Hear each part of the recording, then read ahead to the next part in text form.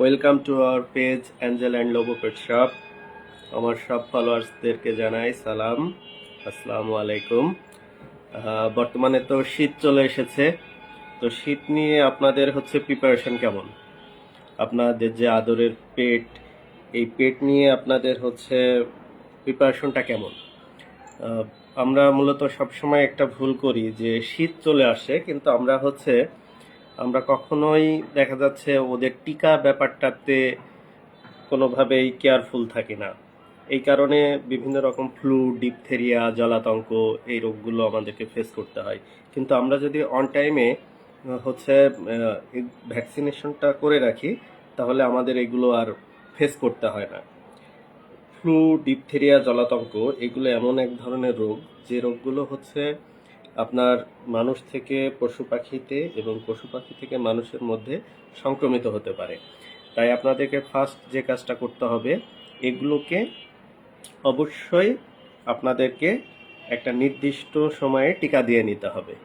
তাহলে আপনারা কোন সময়ে টিকা দিবেন? একটা বিড়ালের বাচ্চার বয়স যখন 3 মাস হবে, 3 মাসে অবশ্যই আপনাকে ফ্লু ভ্যাকসিনটা দিয়ে নিতে হবে, এবং 21 থেকে 28 দিন পরে এটার একটা বুস্টার ডোজ করে নিতে হবে। বুস্টার ডোজ যদি আপনি দিয়ে নেন, তাহলে 1 বছর পর্যন্ত আপনি ফুল সেভ। 1 বছরের মধ্যে আপনাকে আর এই ফ্লু ভ্যাকসিনটা দিতে হচ্ছে না। 1 বছর পরে আপনি আবার নির্দিষ্ট সময়ের মধ্যে ফ্লু ভ্যাকসিন দিয়ে নেবেন। আমরা অ্যাঞ্জেল, এই যে দেখো, এই যে দেখো, এই যে দেখো, তোমাকে দেখা যায়। অ্যাঞ্জেল সে অত্যন্ত মুডি। সে মূলত কারোর সাথে বসে না, একমাত্র আমার কোলেই সে থাকে। তো এই জন্য অ্যাঞ্জেলকে একটু নিয়ে আসলাম, যে ওকে একটু দেখাই আপনাদেরকে। আপনারা সব সময় চেষ্টা করবেন যে শীতের আগে ওদের ফ্লু ভ্যাকসিনটা দিয়ে নেওয়ার, এবং নির্দিষ্ট টাইমে যে ডিওয়ার্মিংটা, প্রত্যেক 3 মাস পর পর যে ডিওয়ার্মিং, এইটা যদি আপনারা ঠিকঠাক রাখেন, তাহলে ওদের ভেতরে শরীরে অ্যান্টিবডি তৈরি হবে, রোগ প্রতিরোধ ক্ষমতা বাড়বে।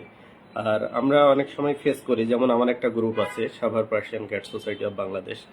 তো সেই গ্রুপের সুবাদে আমাকে অনেক সময় ফেস করতে হয়। অনেক মানুষ বলে, ভাইয়া আমার এই ক্যাটের এই সমস্যা, সেই ক্যাটের সেই সমস্যা, এরকম বিভিন্ন রকম সমস্যা।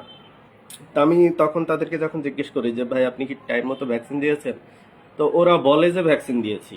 কিন্তু আমি দেখি যে যদি ওরা ভ্যাকসিনটা আসলে দিয়ে থাকে, তাহলে এই প্রবলেমগুলো হওয়ার কথা না। আমার মনে হয় যে মোস্ট অফ দ্য পিপুলই আহ, তাদের এই ভ্যাকসিনেশনের ব্যাপারটা হাইড করে। দেখা যাচ্ছে ভ্যাকসিন দেয় না, বাট তারা বলে যে হ্যাঁ আমি ভ্যাকসিন দিয়েছি। তো এই ব্যাপারটা আসলে হাইড করা বা লজ্জা পাওয়ার কিছু নাই। আপনি যদি সময় মতো না দিতে পারেন, আপনি কিছুদিন পরে হলে দেন। না দিলে সেটা বলেন, ভাইয়া আমি এখনো দিই নাই, কখন দিলে বেটার হয়। কিন্তু প্লিজ এটাকে হাইড করা বা এটাকে অ্যাভয়েড করার কোনো অপশন নাই। আপনি আপনার ক্যাটকে ভ্যাকসিন দেবেন না। ভ্যাকসিন না দেওয়ার পরে তাকে দেখা যাচ্ছে স্যাঁতস্যাঁতে পরিবেশে রাখবেন।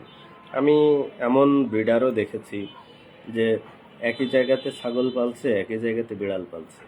তাহলে ছাগল পালার জায়গাটা কেমন স্যাঁতস্যাঁতে থাকে, সেখানে বিড়াল কিভাবে সাস্টেন করে, আমার ঠিক এটা বোধগম্য হয় না। তো এরকম বিভিন্ন কারণে আপনাদের বিড়ালটা খুব দ্রুত অসুস্থ হবে, এটাই স্বাভাবিক। তাই আপনাকে অবশ্যই তাদের জন্য একটা সুন্দর পরিবেশের ব্যাপারটা আগে ইনশিওর করতে হবে। যদি আপনি তাকে একটা সুস্থ পরিবেশ দিতে পারেন, তার হেলথের ব্যাপারে আপনি খেয়াল রাখতে পারেন, টিকাগুলো টাইম মতো দিতে পারেন, তাহলে ওর রোগ অনেক কমে আসবে, ওর ক্ষুধা ভালো থাকবে, ও ভালো খাবে। আর খাবার দাবারের ব্যাপারে একটা বিষয় আপনারা অবশ্যই মাথায় রাখবেন, যে কিছু মানুষ আছে খাবারের ক্ষেত্রে শুধু চিকেনে তাকে ইউজ টু করে ফেলে। তো আপনি যদি তাকে শুধু চিকেন ইউজ টু করে ফেলেন, তাহলে চিকেন থেকে আপনি কি পাচ্ছেন? আপনি চিকেন থেকে শুধু প্রোটিন পাচ্ছেন। তাহলে তার শরীরে শুধু প্রোটিনই যাচ্ছে, সে কিন্তু কার্বোহাইড্রেট পাচ্ছে না। তাহলে সে যদি প্রোটিন খেয়ে থাকে, কার্বোহাইড্রেট না পায়, তাহলে কিন্তু তার গ্রোথ ভালো হবে না, তার হজম ভালো হবে না। তার যে শরীরে আপনার পুষ্টির যে সাম্যাবস্থাটা, সেটা থাকবে না। তাহলে আপনাকে কি করতে হবে? অবশ্যই কার্বোহাইড্রেট লাগবে। তাহলে কার্বোহাইড্রেট আপনি কোথায় পাবেন? তখন আপনাকে মাছে যেতে হবে। অনেকে দেখা যাচ্ছে যে মাছ খাওয়াতে, বেছে খাওয়াতে ইতস্তত বোধ করে, যেমন আমি নিজেই মাছ খাওয়াতে পারি না। সেই জন্য আমি টুনা বা স্যালমনের যে ক্যানগুলো থাকে সেগুলো খাওয়াই। অনেকে এগুলোকে মনে করে যে একটু এক্সট্রা কস্ট, তাই খাওয়ায় না, কিন্তু আসলে যে ভাই হচ্ছে স্যালমন বা টুনা এদের জন্য যে কত ইম্পর্ট্যান্ট একটা বিষয়, সেটা আপনারা না খাওয়ালে বুঝতে পারবেন না। হ্যাঁ, তাই আপনাদেরকে অবশ্যই, আপনি যদি বাজার থেকে টুনা বা হচ্ছে সামুদ্রিক অন্য মাছগুলো আছে, স্যালমনগুলো আছে বা চাপিলা, এগুলো যদি কিনে খাওয়াতে পারেন বেছে সুন্দর করে, তাহলে তো ভালোই।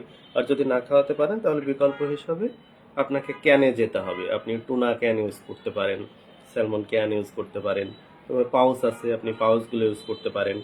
তো এগুলো হচ্ছে আপনার খাবারের যে একটা সাম্যাবস্থা সেটা রাখতে হবে।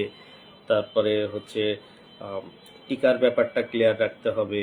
তারপরে যেমন তাদের শরীরে যখন দেখবেন ছোট ছোট উকুন, পোকা জাতীয়, তখন অবশ্যই আপনাকে এগুলো টাইম মতো ক্লিয়ার রাখতে হবে। যেমন স্পটান আছে, এখন এই ব্যাপারগুলো অনেক ইজি। যখন আমরা অনেক আগে যখন ক্যাট পালতাম, আমরা কিন্তু এগুলো পেতাম না। আমরা চিরুনি দিয়ে সুন্দর করে আশ্রয় আশ্রয় উকুন বেঁচেছি, কিন্তু এখন কিন্তু এই বিষয়গুলো নেই। এখন অনেক ভালো ভালো মেডিসিন এসেছে, ভিটামিন এসেছে। এগুলো আপনি ইউজ করলে দেখবেন যে আপনার ক্যাট সুস্থ থাকবে। আর ক্যাট সুস্থ থাকলেই সে ভালো ব্রিড করবে। অনেকের অবজেকশন আছে যে ভাইয়া আমি তো ক্যাট পালি, বছর ধরে পালছি, 1.5 বছর পালছি, 2 বছর পালছি, আমার ক্যাট হিটে আসছে না।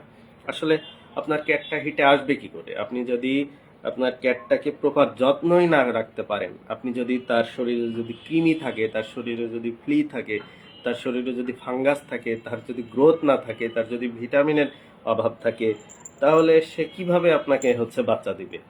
তা- তাহলে আপনাকে আগে তার সুস্থতাটা দেখতে হবে। তার পেছনে আপনি খরচ না করলে কখনোই সে আপনাকে ফিডব্যাক দিবে না। হ্যাঁ, তাই আপনারা প্রথমেই হচ্ছে ক্যাট কিনে ভাইয়া বাচ্চা লাগবে, এ লাগবে, এটা আসছে না কেন, এই বিষয়গুলো না ভেবে আপনি প্রথমে ভাবেন হচ্ছে যে আপনি কিভাবে তার হেলথটাকে হচ্ছে ফুলফিল করবেন। এঞ্জেল, কি আছে বাবা? হুম। তারপরে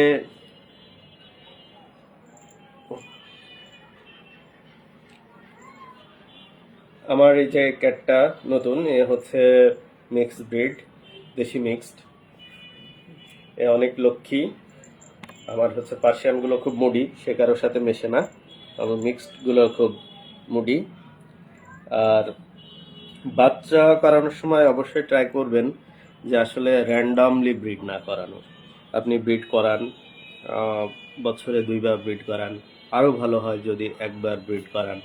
যেমন আমি বছরে একবার ব্রিড করাই। আমার হচ্ছে কোনো ক্যাট দেখা যাচ্ছে যে আমি এমনও গেছে যে আমি বছরে একবারও ব্রিড করাইনি, কারণ আমি দেখতে চেয়েছি সবসময় তাদের হচ্ছে সুন্দর ফেসটা, যে তারা সুন্দর ফেস থাকবে, তাদের প্রচুর পরিমাণ ফার থাকবে, এই জিনিসগুলো আমি দেখতে চেয়েছি। তো এইসব কারণে আমি হচ্ছে তাদেরকে ব্রিড করিয়েছি খুব কম। হুম। তবে অবশ্যই ব্রিড করাবেন। আমরা অবশ্যই চাই যে আমরা যে ক্যাটটা পালবো তার একটা নিউ জেনারেশন আসুক। তো তাদের জেনারেশন দেখার জন্য, তাদের কিউট কিউট বাচ্চা দেখার জন্য অবশ্যই আমরা চাইবো যে তাদের জেনারেশনটা আসুক। সেজন্য অবশ্যই কোন টাইমে, যখন আমরা মনে করব যে হ্যাঁ সে হচ্ছে প্রপারলি ফিট, সে ব্রিড করার জন্য ফিট, তখন আমরা এই কাজটা করব। এখন সে যদি ফিট না হয় তাহলে তো আমরা সেটা করতে পারবো না। আমরা তার শরীরের উপরে জোর দেব। অনেকে দেখি যে ব্রিড করানোর জন্য বিভিন্ন ইনজেকশন, তারপরে হচ্ছে বিভিন্ন ভিটামিন, এগুলো নিয়ে খুব অস্থির হয়ে পড়ে যে যত দ্রুত ব্রিড করাতে পারি তত বেটার। কিন্তু ভাইয়া আপনাদের কাছ থেকে অনুরোধ, ভাইয়া বা আপুরা যারা ক্যাট পালেন, তারা প্রথমে হচ্ছে আপনারা যে বিষয়টা ভাববেন, সামনে শীত, ভ্যাকসিন নিয়ে হচ্ছে কোনো সুযোগ নেই যে আপনি ভ্যাকসিনেশন করাবেন না, এমন কোনো সুযোগ নেই। আরমান ভাই লিখছে ভাই একটা বিড়াল গিফট করেন। আরমান ভাই, আপনার বিড়াল তো আমার চাইতে অনেক, তবে অবশ্যই আপনার মতো একজন যত্নবান মানুষকে বিড়াল গিফট করতে আমার কোনো আপত্তি নাই, কারণ আমি জানি আপনার কাছে বিড়াল থাকলে অনেক যত্নে থাকবে। যদিও আমি এইবার কিছু বিড়াল গিফট করেছি, অনেককেই বিড়াল গিফট করে দিয়েছি। গিফট করার পিছনে কিছু রিজনও ছিল। মূলত যারা ব্রিডার তারা এগুলো জানবে যে হ্যাঁ কিছু কারণে তাদের মার্কেট অনেক লুজার, এই কারণে আমরা কিছু গিফট করে দিয়েছি। যাদের রাখার অ্যাবিলিটি আছে তারা রেখেছে। আমার আসলে বাসায় ক্যাট ছিল অনেক, তা আমি কিছু কিছু অবশ্য গিফট করে দিয়েছি। এখনো এই এই মাসেও 2টা গিফট করছি ভাই। এই মাসে 2টা গিফট করছি, আবার এই যে এইটাও চলে যাবে। এ হচ্ছে আহ, একজনকে কথা দিয়ে ফেলেছি, কোনো এক সময় এসে হয়তো সে নিয়ে যাবে। অবশ্যই ইনশাল্লাহ ভবিষ্যতে আপনাকেও গিফট করা হবে। তবে আমাদের হচ্ছে শীতের সময় মেন যে জিনিসটা, যে আমরা ভ্যাকসিনের ব্যাপারে জিরো টলারেন্স। আমরা কোনো কার্পণ্যবোধ করব না। আমরা যখন এত টাকা দিয়ে একটা বিড়াল কিনতে পারি, সেহেতু আমরা সামান্য 1,000-1,200 টাকা দিয়ে একটা ভ্যাকসিন অবশ্যই দিতে পারবো তার সুস্থতার জন্য। তো সবার কাছে অনুরোধ থাকবে যে আপনারা আপনার বিড়ালের এই ভ্যাকসিনেশনটা অবশ্যই শীতের শুরুতেই যেটা করা উচিত। এখন তো মোটামুটি ডিসেম্বর মাস চলে এসেছে। ঢাকাতে যদিও শীত এখন কম, তবে ঢাকার বাইরে যারা আছে তারা অবশ্যই অনেক শীতের মধ্যে আছে। তারা দ্রুত ভ্যাকসিনটা দিয়ে ফেলেন, আর যারা ঢাকার মধ্যে আছেন তারাও দ্রুত ভ্যাকসিন দিয়ে ফেলেন।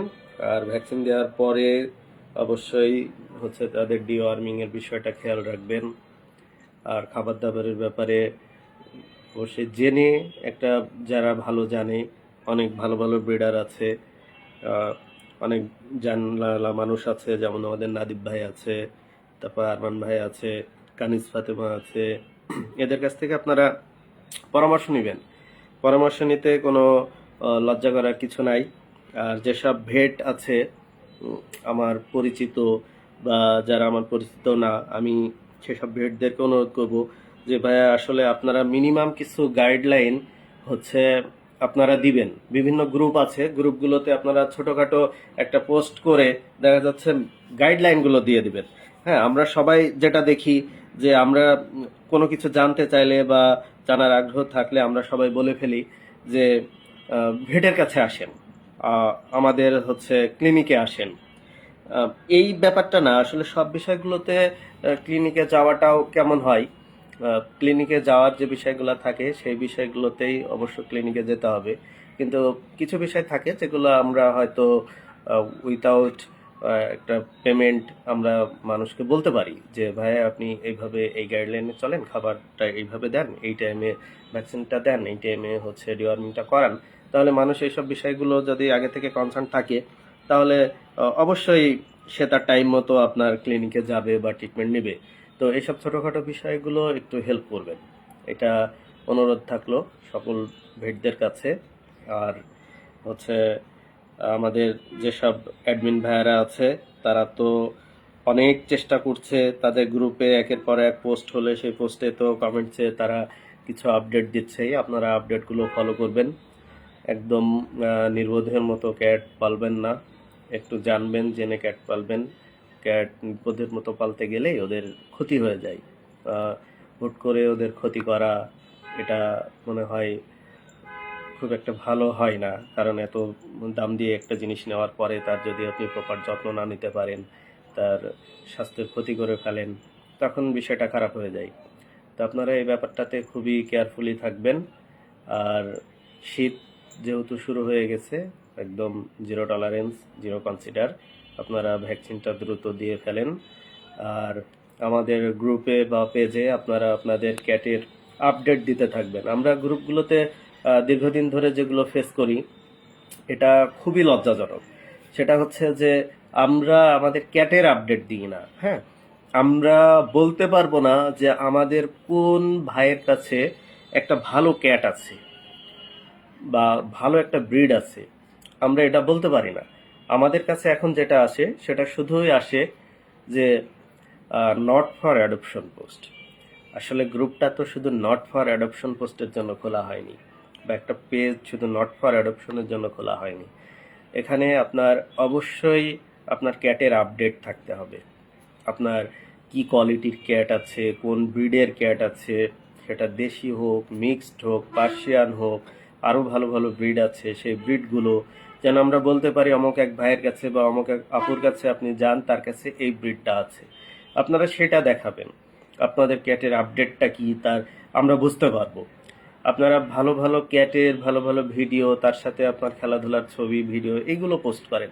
আপনারা সবসময় নট ফর অ্যাডপশন হিসেবে পোস্ট করবেন না। আপনাদের কাছে অনুরোধ, আপনারা গ্রুপটাকে একটা হচ্ছে ওই যে মিরপুর পাখির বাজার আছে, টঙ্গী পাখির বাজার আছে, এরকম হচ্ছে বাজার বানায় ফেলেন না, যে এটা হচ্ছে আহ, একটা বাজার, বিক্রির বাজার, যে আমার হচ্ছে সাভার পার্সিয়ান ক্যাট সোসাইটি হচ্ছে একটা বিড়াল বিক্রির বাজার, হ্যাঁ, বা বিডি ক্যাট কলোনি একটা ক্যাট বিক্রির বাজার, এরকম বিক্রির বাজার বানায়েন না। আপনারা এগুলোকে শো অফ করেন, আপনার ক্যাটটাকে শো অফ করেন। এভাবে সুন্দরভাবে সুন্দর একটা উদ্যোগ নিয়ে আপনারা আসেন। এই সেক্টরটার যা ক্ষতি হয়েছে, ক্ষতিগুলো অবশ্যই তাহলে উঠে আসবে। আমরা ভালোবাসা নিয়ে আমাদের বিড়ালটাকে পোস্ট করি, শুধু যে আমরা সেটাকে নট ফর অ্যাডপশন বলে পোস্ট করব, ব্যাপারটা এরকম না।